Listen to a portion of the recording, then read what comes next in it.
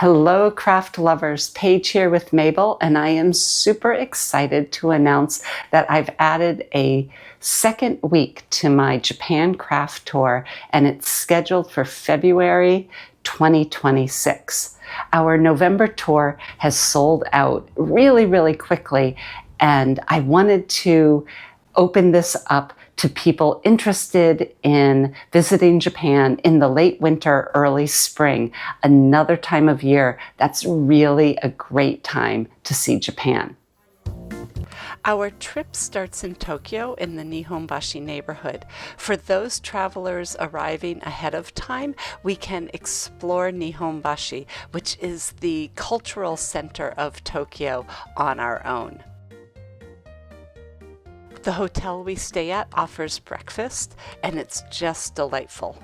Almost like tapas, breakfast tapas are laid out. I've got like a chicken salad with... Everything is delightfully prepared and presented. We also take advantage of our jet lag to visit some of Tokyo's shrines before the massive crowds set in.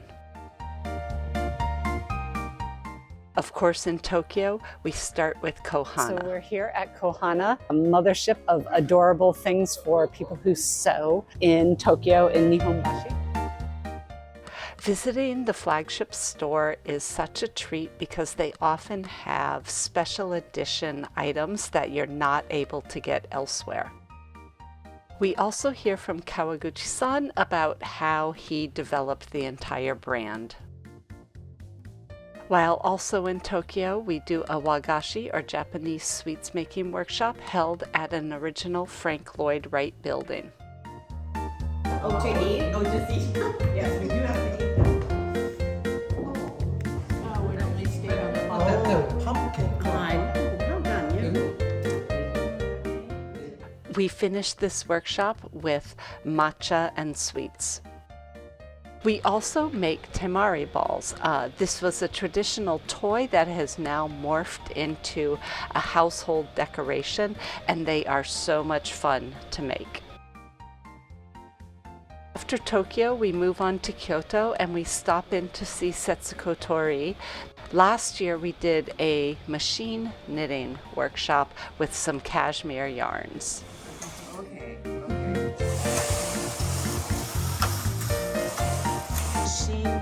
Projects. Here we are. I'm going to hand this over to Izumi-san so I can sneak in here.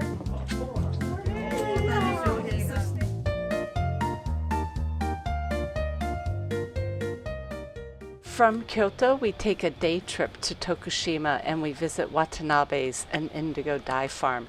I like this day trip. It's about a 2.5-hour trip, but you get to see parts of Japan that are off the beaten track. What's interesting about the t-shirts too, you'll notice that like along the shoulder seam and the hem or whatever, the thread doesn't dye because it's a poly. While we're at Watanabe's, we do 2 different indigo dye treatments, one on a t-shirt and one on a bandana.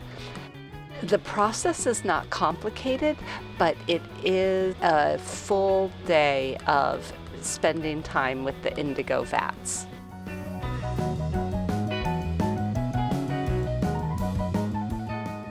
One of the off-the-beaten-track little museums I love is the Tenugui Museum. Tenugui are Japanese hand towels or kitchen towels, and what's great about it is the ticket to get into the museum is also a hand towel. The museum is really small, but I love seeing all these examples of 100-year-old tenugui. It's impossible to visit Kyoto without doing some cultural sightseeing.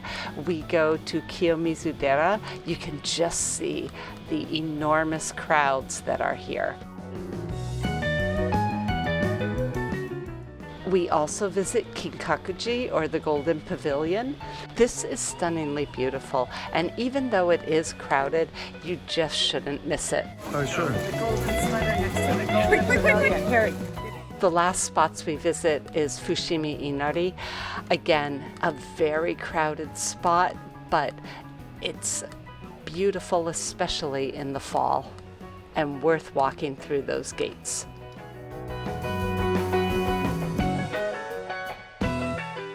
Also in Kyoto, we visit Rika-san and do a Yubinuki workshop.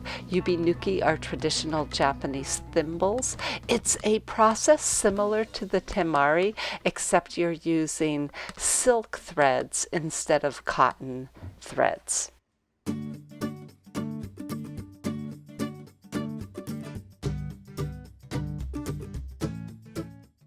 We also had great fun learning Japanese fabric wrapping techniques. Extra corner at the top, you can make another square knot on top of the corner.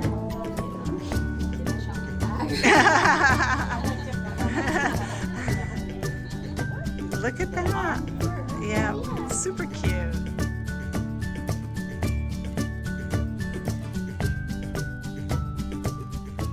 So today we came to Toji Temple for the antique market.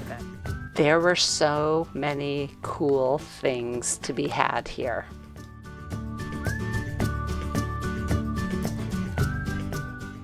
We eat really well on the Japan Craft Tour. We start with a sushi dinner. So much about Japanese cuisine is about the presentation.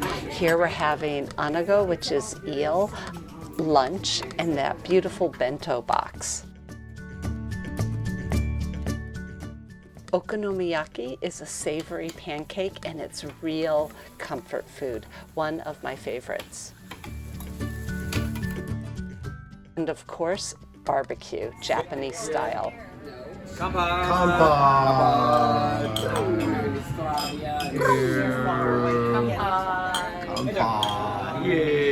This is your chance to turn your enthusiasm for craft into the trip of a lifetime. Spaces are limited, so please visit my website to learn more about the Japan Craft Tour February 2026.